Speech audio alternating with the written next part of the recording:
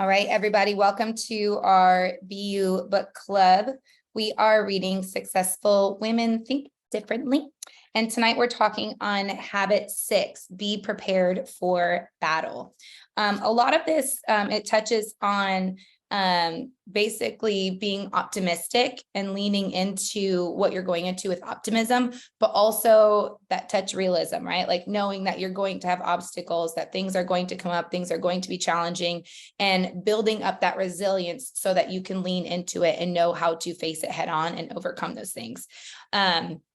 So one thing I wanted to mention, and I don't know if you guys feel this way too, but I generally can tell when I'm bringing on a new business builder, I can usually spot how like fast or far they're going to go based on their optimism, right? I'm like, if we don't get this like pessimism under control, this is not going to go very long, right? So we can kind of tell, like, at least I've been able to notice that's probably been my number one indicator on like how I need to help coach somebody is how optimistic are they? How like positive are they? How are they talking about their team members? How are they talking about, if they're constantly like complaining and griping and they're negative and whatever, I'm like, oh my gosh, like this is only going to take you so far until we rein this in and get you in a little bit more positive mindset.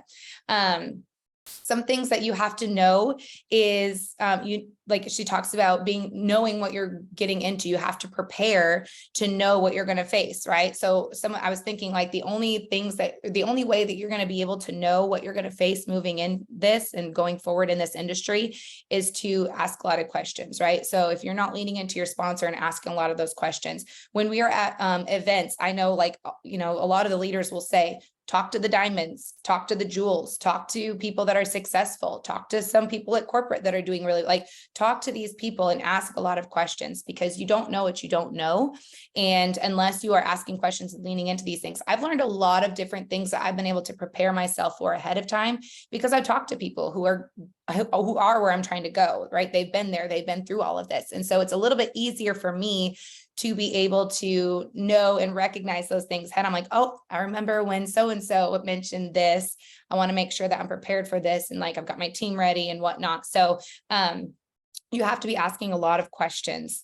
And then, I was thinking about when we're going after big rank ups and things like that. I remember asking some people like, okay, when you missed rank ups, how did you get yourself into a mindset to start back on, August 1st or whatever? Because sometimes it's hard, it's hard to get into that mindset when you've like missed a rank up or you missed your trip or you missed a prize or an incentive, whatever. And then now you have to get up the next day and be like, let's do it all over again, And so ask people like, how do you get into that mindset? How do you overcome those things? Because one of the best things that someone told me is like, I just don't even let myself go there. Like if you start to feel yourself go there, don't let it happen. Like you've got to just keep that positive mindset and keep yourself going.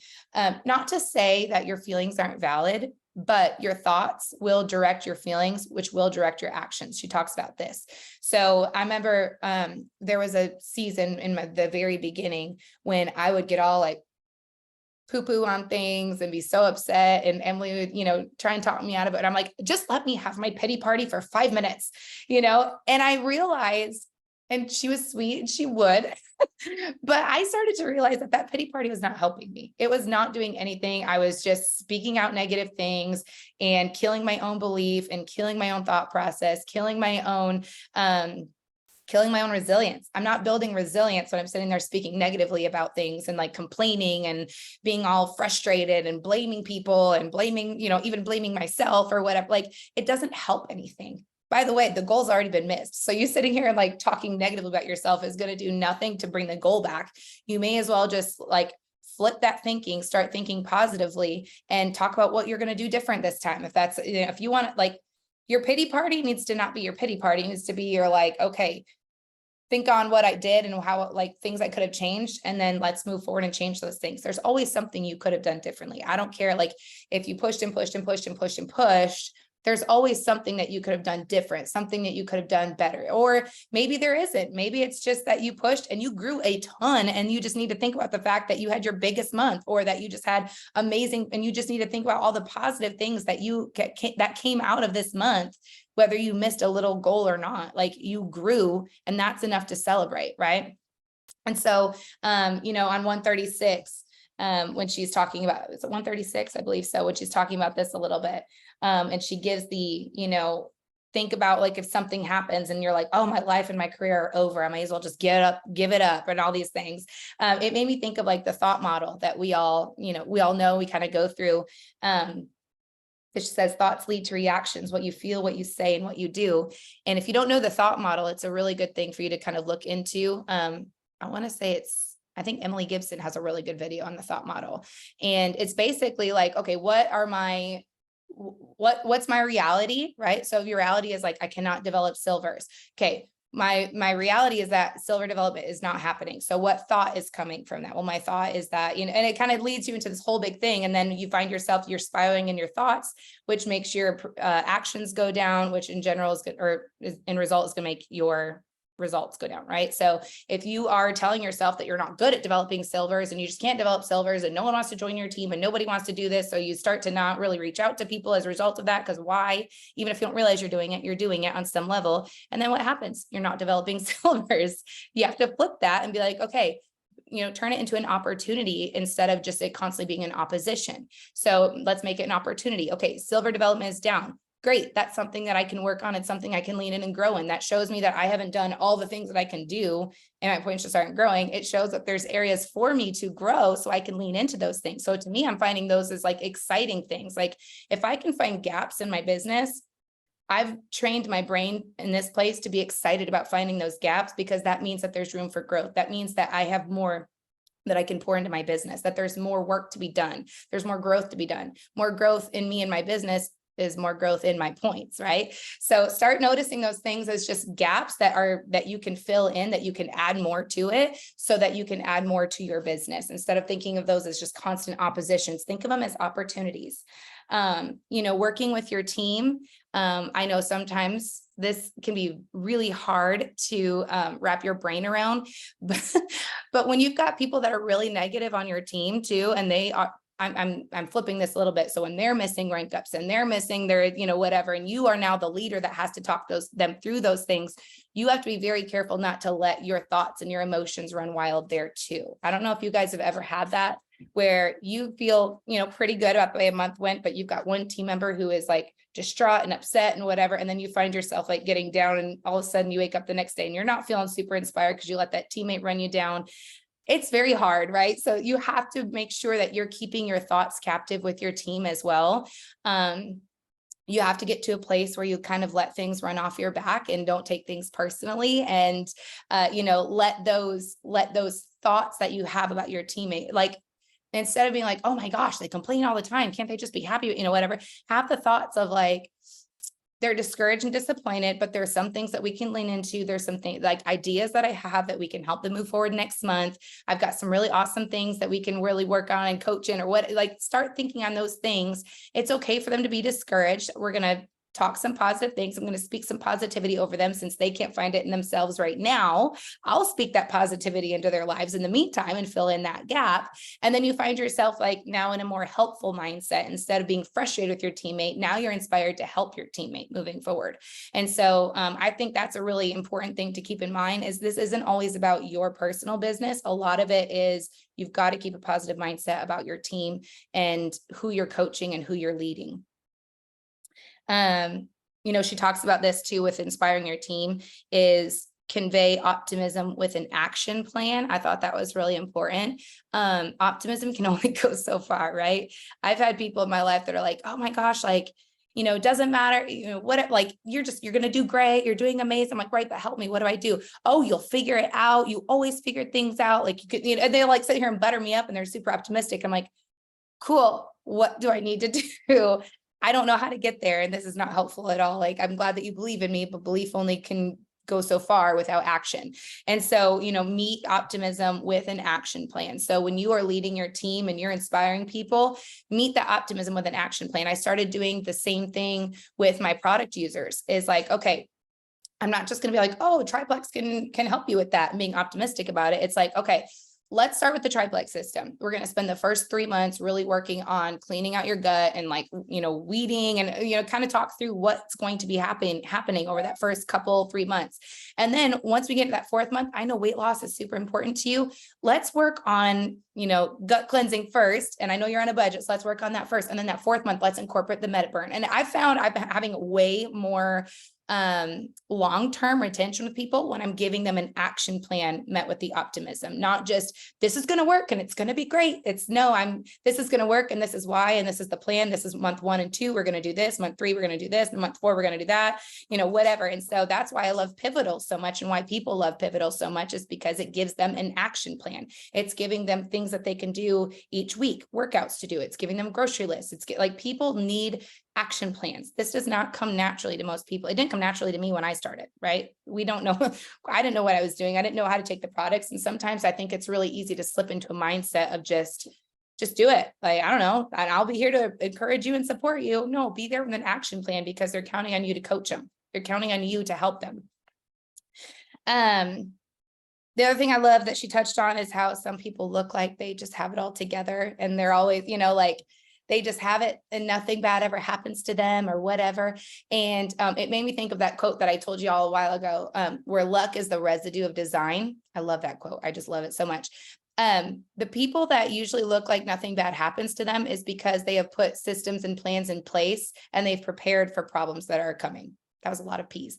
Put systems and plans in place for problems that are anyways, they put things, they're proactive. There's another P word. Yes, they're intentional with what is coming against them, and they've already got things set and in place to overcome those things, so it doesn't hit them, it doesn't bother them. It may have like flustered them for 5 seconds, and they were able to quickly correct it and move on. They're not going to sit here and complain about it. That might be another reason why you don't see it, is because they're not complaining about it. Just because they're not flustered by it, it doesn't mean they're not flustered by it. Just they're not complaining about it, right?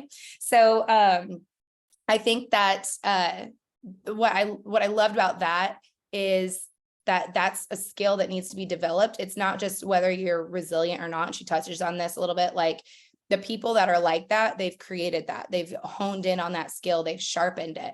And so resilience is something that is built. She says that, I want to say it's like on the first page or something like that, or the second page. Where is it? Anyways, it was somewhere in where I forget the verbiage she used, but basically it's like resilience is something that is strengthened. Resilience is something that is learned. It's something that is worked on. It's something that is grown, and it's only challenged in setbacks. The only way you can build resilience is in setbacks. So that just goes to show you a lot of those people have been through setbacks, and they've learned how to overcome those things. And so when you've got challenges and things coming up against you, just look at that as a way to start growing and developing in resilience, and always have that plan. I don't want to call it, I don't love the plan B, but always have that, like, what my game plan is going to be if this doesn't work out, right? If I don't hit senior gold this month, what is going to be my reaction? Go into it knowing what your reaction is going to be. Go into it knowing what your game plan is going to be. Go into it knowing exactly how you're going to respond to that. That way, if it does happen, you're like, okay, I knew exactly how I was going to respond to this. I'm going to respond, and I'm going to move forward, right? Always have that backup option of what's going to happen if setback does happen. You always need to have that in your head so that you're ready to go.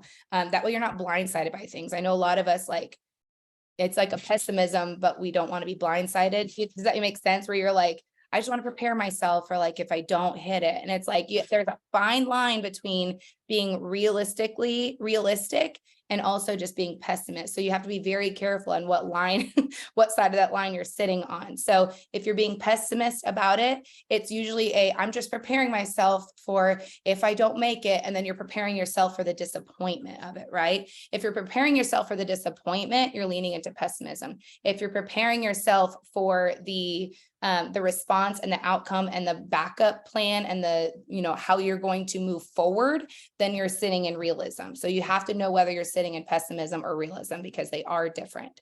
So anyways, I could keep going, but I'm going to let you guys touch in as well.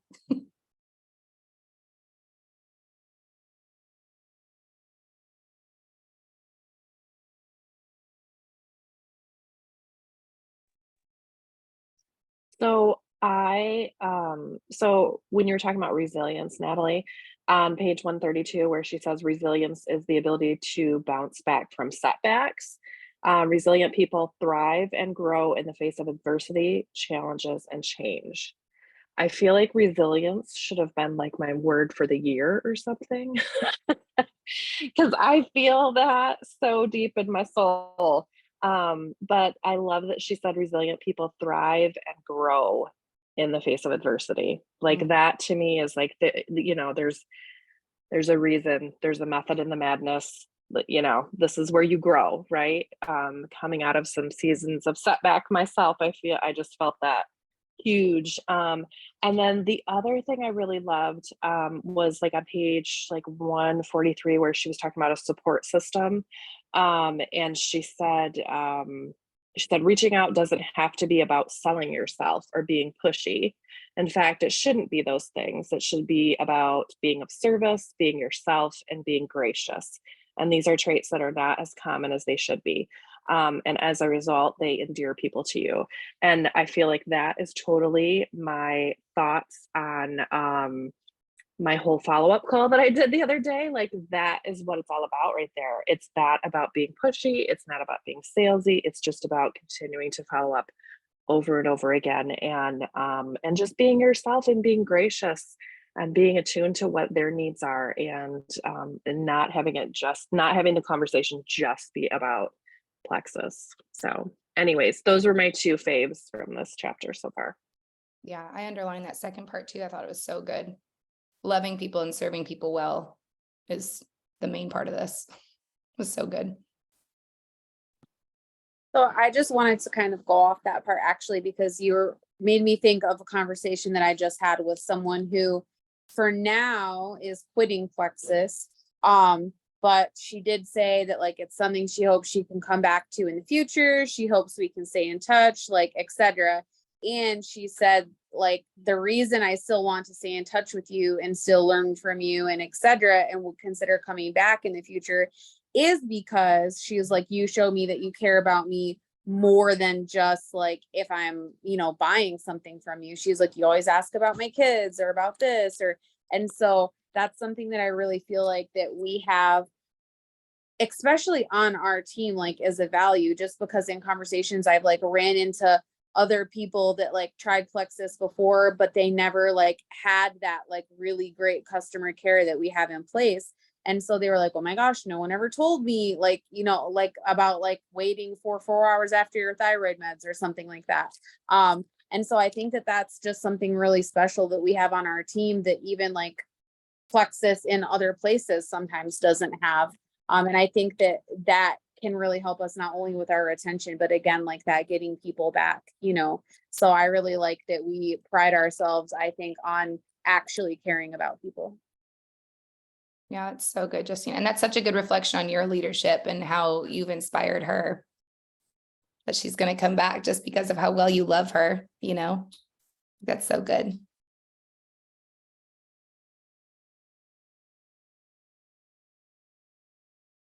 So I love so much about this chapter, but one thing I wanted to probably say two things, but one thing I want to touch base on is the fact that, I mean, really when she talks about the resilience, and you touched on this, Natalie, with it being something that needs to be practiced, right? It reminds me of like, just, it's a muscle that you need to work, right? And when you think of it that way, which is kind of, it was interesting to me. I like that part because I didn't think of it as something that to improve. I know you can improve on it, but to, more continually work on, right? It's something you have to, when it becomes a part of who you are and how you operate, it becomes a habit, right? Some people that might be more natural or more instinctive and quicker on than others, but either way, it can be grown. And when you couple that with the fact that it only grows in difficult times, it only grows with setbacks. And then you think of somebody new starting this business, or maybe even where some of you all feel right now in terms of maybe wanting to shy away from those setbacks, not wanting to fail, not wanting to have, face the hard things. You want to grow, want to succeed, right? But trying to like maybe tiptoe around the things that could cause you to fail, when those are the things that actually help us become resilient, obviously help us grow through and everything that she's talking about here. So I think it's so important to know if it is something like that you try and avoid, that's something, that we have to work through then and not go against that grain, right? But also for well, I'm going to move on and connect this to, I guess, and keep talking quick for a hot second, if you don't mind. On 137, she mentions that when there is significant risk involved in a decision, it's important to proceed with caution. So that makes me think about having the wisdom to think ahead for certain things. And then even connecting that right there to the question on the end of 139, which I love, is, am I making decisions and plans that will best prepare me for the vision I want to move towards?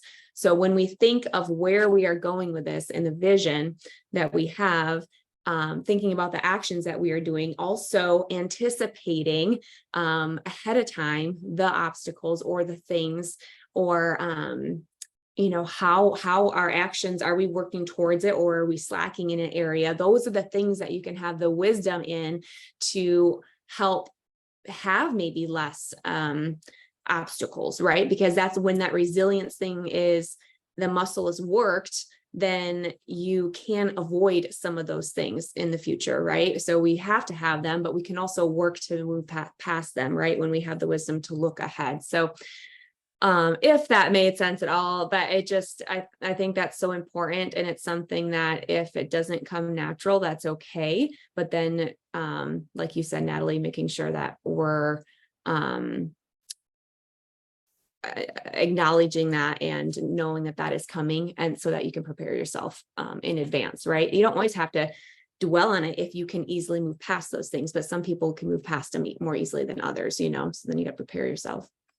Yeah. And thinking of it like a muscle, like think of it like weight training. Like you can't build your muscles by just doing what's easy. Like that's not going to build anything. That's not going to strengthen anything. You have to challenge yourself. And it's that resistance of weights that actually is what builds your muscle. So it's like in resistance is when you're building resilience.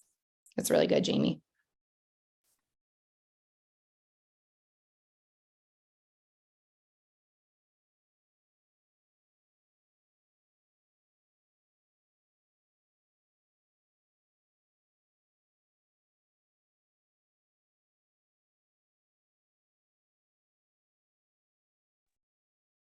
I'm like trying to gather my thoughts and decide how I want to say this.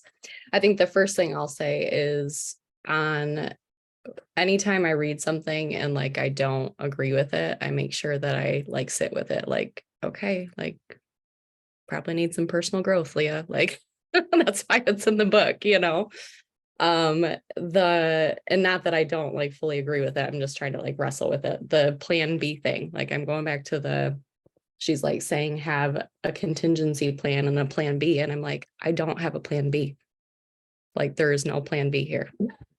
Like at all. And I think like with anything personal growth books that we read or whatever, I think it's good to like maybe have discussions with your sponsor, because you could interpret something like, okay, this is my way out, to have a plan B. Or even like the cruise, like I'm thinking about big goals, or like the cruise, like you're not going to have a plan B with the cruise. You need to earn the cruise. Like don't like cop out with a plan B just because she says plan B here. But I'm just thinking about, like, she's talking about anticipating the obstacles and avoiding pitfalls. And I think that, like, I think what you said is really good, Natalie. It's like, you don't want to like be waiting for the shoe to drop and like anticipating like, oh, like having the negative mindset about like missing a goal or whatever. But I think for me, how I'm applying this part is more like anticipating obstacles or pitfalls on my journey, but not ever having a plan B. Or you might have to adjust the timeline of your goal, but I'm not ever going to adjust my goal. And I'm not going to see, like, it's never failure. Like we're going for diamond. There's no failure along the way. Like we're going for diamond. And so more specifically, I guess, like I just was thinking of an example, like maybe along the way, like you legitimately are going to run out of warm market people. So that is like a pitfall or an obstacle. And so it's like, that's a skill set that you need to grow in. And so then as you are like running your business, like that is something that I did not do. I burned through my warm market and I hit Ruby. And then I'm like, oh my word, like I need to start adding more people, and like I was not proactive with it. So I love what she was talking about, like being proactive, but it's not a cop out. It's just thinking ahead. And I think working alongside of your sponsor to maybe see things ahead of time so that you can learn those skill sets. Like I'm thinking of anticipating the obstacles, I guess, more so in your action steps in the day-to-day, not anticipating like, yeah, when you fail. Like I don't ever think about not hitting my goals. Like I just don't. And Jaime, correct me if I'm wrong on that, but I just don't ever think about it. There's no plan B. I'm going to hit the goal. And like you said, August 1st comes, like I'm going to pick myself up and I'm going to keep going, and I will anticipate the obstacles in my day-to-day, my children, my whatever, comes up, but never anticipating obstacles in my goals. So Yeah. That's my thoughts. I struggled with that too. That's why I was saying, I don't love the words plan B. Like, that's why I said that, because I struggled with that too for a little bit. And I think it had to come down to like, where is that hinging? Like, where is the plan A, plan B? Where's that hinge at? So for me, plan A, plan B is not, well, if I don't hit Emerald this month, well, then I guess I always just have a real estate career. There's my plan B, like that's not my plan B. My plan B is, it doesn't hinge on plexus or not plexus. It hinges more on, okay, if I'm still a senior Ruby next month, what am I going to be anticipating? I love the words contingency plan better, I guess, more like just like making adjustments and moving forward. Right.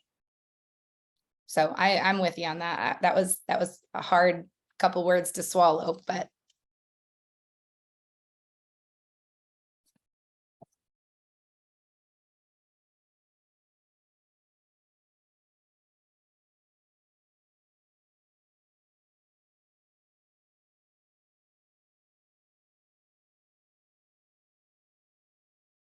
Anyone else have anything they want to share?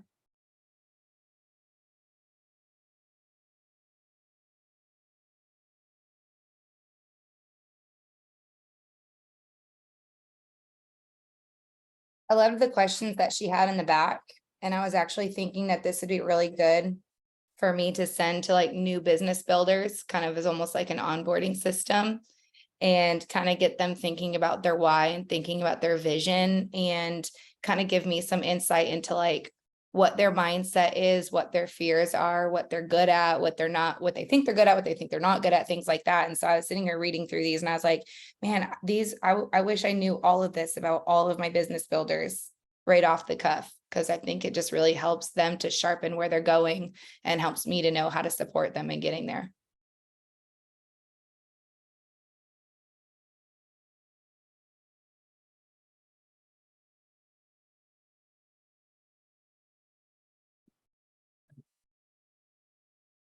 Yeah, good to do with all of them now. You're on my team, get ready for that.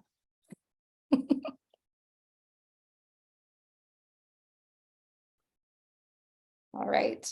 I'll end in one last thing. One thing that I love that she touched on is a weak vision doesn't inspire. When times are difficult, a weak vision doesn't compel you to keep going. It typically becomes a reason to quit, allowing you to pursue a vision that motivates you from within. And that kind of got me thinking. I probably thought about it a little bit rabbit trail differently than a lot of other people, but it got me thinking about like, why do people quit? And it actually gives you a window into what they're actually after, right? So if they quit because they're frustrated and they, feel like people don't like them and feel like I'm just losing friends and whatever, it's like, I kind of get an idea that they're after community and they're not finding it, right? They're not getting enough community and encouragement. Or if they quit because, well, I'm not getting enough time with my kids right now, or what, like, okay, you're wanting more time with your children. And like, obviously there's more to it than that, but it is true. Like when people quit, it's because there's a vision that's driving them in their decisions. And so vision does drive your decisions. It drives it drives you. I don't know, like it's what keeps you going. And so if you're not, it will drive you wherever it needs to. So it's like, if you really are after this and your deep rooted why is this thing over here and you're chasing after this, you will eventually skew over here. So I think part of what we need to make sure we're doing as leaders and coaches and encouragers is like help them to align their why with what they're doing. and help drive them towards that, help them to see vision, help them to see where this could really line up with what they're trying to accomplish, and keep reminding them of that, remind them of their why, remind them of their vision often, and not just reminding them of it, but how this actually is going to get them there. Like have that action plan in place, have things set for them so you can keep reminding them, this is what we're going after. Like, I know, like, we're getting up early in the morning and staying up late right now so that we can get that extra time with our kids. And so we, you know, whatever, like keep reminding them of what they're trying to do, what they're going after. You have to remind them often, because we tend to forget, right? We allow ourselves to dream big in the beginning, and then when things get hard, the dreams don't seem quite as they're not quite as exciting anymore when you have to go through hard things to get to them. So you need to keep reminding them of what that is, because vision is what inspires people. Vision, their why, all of that is what's going to drive them and compel them. So I would challenge you as a leader to go through and write down the why and vision of each person on your team. And if you don't know it, it's probably a good idea that you get to know it. And if you do know it, then allow that to inspire you to inspire them. Talk about it with them, you know, talk about having them go deeper with it. Okay, so you want all that land. What are you going to do with that land? What do you, like Emily talked about this, like, what are you smelling? What are you seeing? What are you feeling? Are you feeling breeze? Are you, you know, all of these things, and help them to really dig deeper into that. So, because that's what's going to help them create that resilience in the end, is that vision. Vision is what's going to, and their deep rooted why, and their dream in their hearts, like all of that is what's going to allow them to feel empowered to move through challenges and build up that resilience, because it's not worth it if you don't have a good reason, right? So, all right, well, it sounds like everybody is pretty much wrapped up for the night, and I'll go ahead and end this recording, and we will see you guys next week for Habit 7. Good night, y'all.